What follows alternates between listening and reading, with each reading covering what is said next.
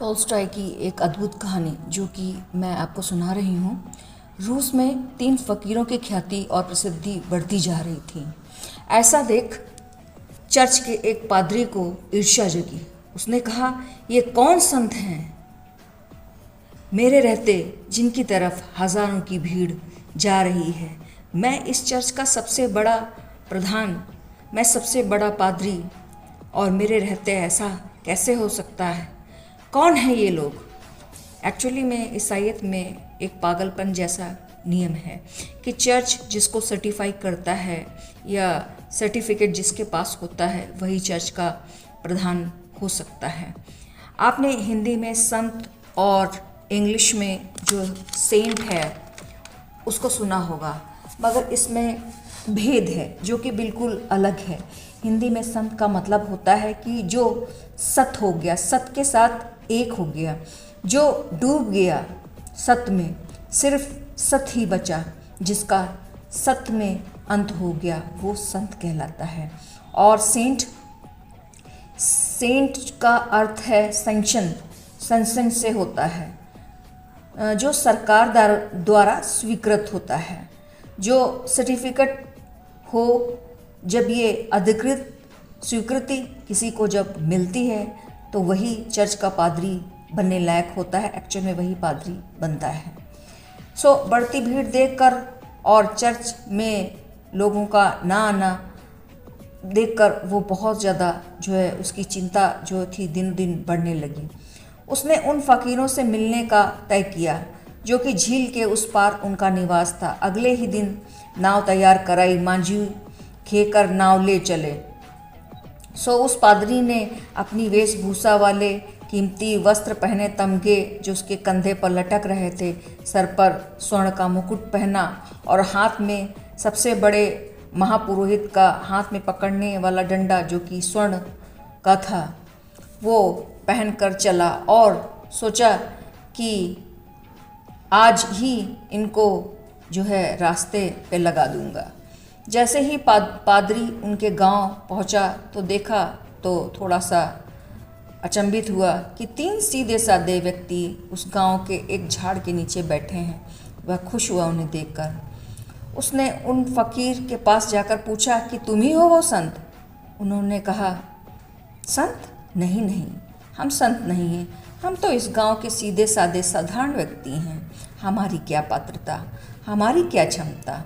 लोग हैं कि आते ही जाते हैं, हम जितना मना करते हैं लोग उतना ही आते जाते हैं। लोग हैं कि मानते ही नहीं। यह बात सुनकर वो पादरी और भी ज़्यादा खुश हुआ। उसने कहा कि हम जितना मना करते हैं उतना ही लोग हैं कि आए चले जाते हैं।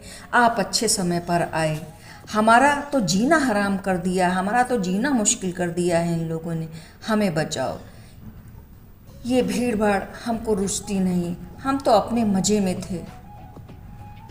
कैसे लोगों में खबर पहुंच गई, किसने इन लोगों को खबर कर दी? प्रधान बहुत खुश हुआ, मन ही मन सोचने लगा कि ये कैसे संत हुए।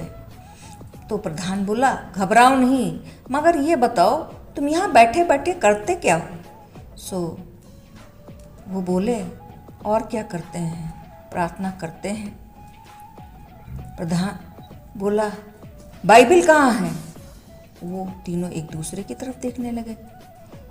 उन्होंने कहा, क्षमा करें, हमें पढ़ना नहीं आता, बाइबल रखकर हम करेंगे भी क्या? पादरी बहुत खुश हुआ कि जिन्हें बाइबिल भी पढ़ना नहीं आता ये कैसे संत हो सकते हैं। मटिया मेट कर दूंगा इनका, भीड़ को वापस चर्च की तरफ आना ही होगा। उसने कहा, फिर तुम्हारी प्रार्थना क्या है? तुम कहते हो प्रार्थना करते हो, प्रार्थना क्या करते हो? वे तीनों नीचे देखने लगे ज़मीन की तरफ। पुरोहित ने कहा, बोलते क्यों नहीं हो, शर्माते क्यों हो? उन्होंने कहा, अब आपसे क्या कहें, बड़ा संकोच लगता है। दरअसल हमें प्रार्थना भी नहीं आती, क्योंकि जो चर्च के द्वारा स्वीकृत प्रार्थना है वो बहुत कठिन है और बहुत लंबी है। तो तुम प्रार्थना क्या करते हो? फिर डरो मत, बोलो, मैं तुम्हें क्षमा कर दूंगा और क्षमा करवा दूंगा। उन्होंने कहा, अब आप नहीं मानते तो मजबूरी है, शर्म तो बहुत आती है। हमने अपनी प्रार्थना खुद ही बना ली, हमें माफ़ करें, हम गैर पढ़े लिखे हैं। पादरी की प्रसन्नता बढ़ती चली गई। अपनी बनाई प्रार्थना भी कहीं काम आ सकती है। प्रार्थना तो स्वीकृत होनी चाहिए, शास्त्रों के द्वारा, संतों के द्वारा, परंपरा के द्वारा, सदियों के द्वारा, अतीत जिसके समर्थन में हो। गायत्री पढ़ता है हिंदू तो जानता है कि 10,000 सालों से ऋषि मुनियों ने इसका समर्थन दिया है। 10,000 सालों से जिन ऋषि मुनियों ने समर्थन दिया है, ज़रूर उसमें कोई ना कोई राज, कोई ना कोई रहस्य होगा। और 10,000 से भी दिल नहीं मानता तो हिंदू पंडित सिद्ध करने की कोशिश करते हैं कि ये 10,000 का ख्याल तो अंग्रेजों ने जो है दिया है, और ये तो और भी पुराना शास्त्र है। इसी पुणे के लोकमान्य तिलक ने गायत्री को तो 90,000 वर्ष पुरानी सिद्ध करने की कोशिश की कि जैसे प्रार्थना ना हुई, कोई बहुत पुरानी जो है वो शराब हुई कि जितनी पुरानी हो जाए उतनी अच्छी, जितनी सड़ जाए उतनी अच्छी। खुद कैसे तुम प्रार्थना बना सकते हो? यहाँ सभी धर्मों की कोशिश यही है कि उनका धर्म सबसे पुराना है। जितना पुराना उतनी प्रतिष्ठा। जैसे कोई दुकान का नाम, जैसे जितनी पुरानी दुकान हो उसका जो नाम का जो लेबल होता है, उसका करोड़ों का जो है वो लेबल का महत्व होता है, और उसका नाम ही काफ़ी है। नाम ही ले लो, तुम्हें हजारों साल की प्रतिष्ठा जो मिल जाती है। पादरी ने कहा, तुमने बनाई प्रार्थना, जघन अपराध किया है। प्रार्थना का तो इल्हाम होता है। जीसस को स्वयं परमात्मा ने प्रार्थना दी थी। प्रार्थना बनाई नहीं जाती। फिर बोलो तुम्हारी प्रार्थना क्या है? उन्होंने कहा, अब आप हमें बहुत डरा दिया, आप हमसे ये मत पूछिए, क्योंकि आप सुनेंगे तो बहुत नाराज़ होंगे, और आपके हाथ में हमें डंडा देखकर बहुत भय भी लग रहा है, और आपके ये सोने का मुकुट और ये आपकी वेशभूषा, हम आपके चरण छूते हैं, हमें क्षमा करें, हमें असली प्रार्थना बताएं, हम वही कर लेंगे। लेकिन पादरी को भी जिज्ञासा जगी कि आखिर तुम्हारी प्रार्थना है क्या? तो उनसे पूछा कि क्या कर तुम्हारी प्रार्थना है, बताओ फिर तुम। उन्होंने कहा, अब आप नहीं मानते तो बता देते हैं, क्योंकि अनपढ़ और गंवार हम हैं, सो हमने बहुत गांठ बिठाई, बहुत सोचा कौन सी प्रार्थना करें।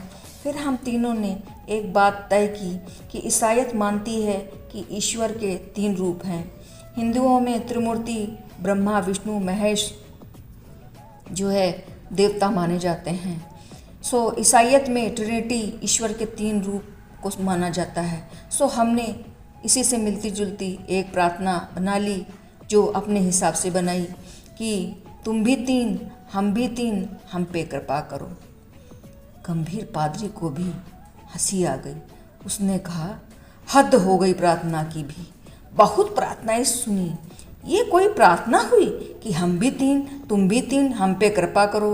We are 3, you are 3, have mercy on us। यह कोई प्रार्थना है? खुश हुआ पादरी बहुत कि इनको रास्ते पे लाऊंगा, और उनको फिर असली प्रार्थना बताई। चर्च की स्वीकृत प्रार्थना लंबी प्राचीन भाषा में लिखी गई, एक दफ़ा सुनाई, सो कहा एक बार और, दूसरी बार सुनाई, सो कहा एक दफ़ा और। सो क्योंकि हम भूल जाएंगे और प्रार्थना में भूल चूक नहीं होनी चाहिए। हमारी प्रार्थना तो ऐसी थी कि भूल चूक हो ही नहीं सकती थी, हमें तो याद ही नहीं रहता था, क्योंकि इतनी आसान, हम भी 3, तुम भी 3, बचा इतना कि हम पे कृपा करो। इसको भूलने का कोई उपाय ही नहीं था। इसको तो नींद में, सपने में भी हम दोहराते थे। इतनी सी ही तो बात याद रखनी थी कि हम भी 3, तुम भी 3, हम पे कृपा करो, और बचा भी क्या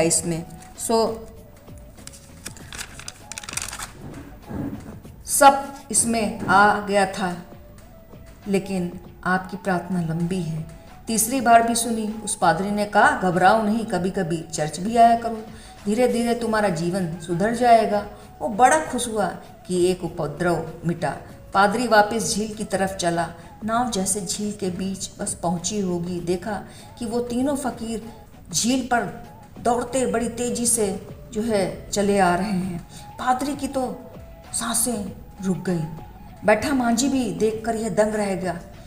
पादरी ने कहा, पानी पर तो जीसस चले थे, ये फकीर ये कैसे? और देखा वो बदवास पसीने से लथपथ वो तीनों पादरी नाव के पास आकर रुके और कहने लगे कि हम फिर से भूल गए। ये कहता है कि यहाँ से शुरू होती है, वो कहता है यहाँ से शुरू होती है, मैं कहता हूँ यहाँ से, ऐसे नहीं ऐसे शुरू होती। बड़ी आपने विभूचन में डाल दिया। हम लड़ते रहें कि हम प्रार्थना करें, हमें बताएं फिर से। तब उस पादरी की आंखें खुली और उसने कहा, मुझे माफ़ करें, और झुककर उन तीनों फकीरों के पैर छुए। कहा, तुम्हारी प्रार्थना ठीक है, जिसको गॉड ने सुन ली, मेरी प्रार्थना गलत है। मुझ में इतना साहस नहीं कि पानी पर चल सकूं, मुझ में इतनी श्रद्धा नहीं कि पैर पानी पर रख सकूं। तुम्हारी प्रार्थना सत्य है, हमारी प्रार्थना झूठी है, और जो भी मैंने कहा तुम भूल जाओ और वापस चले जाओ। आज से मेरी भी यही प्रार्थना होगी जो तुम करते हो, वापस लौट जाओ।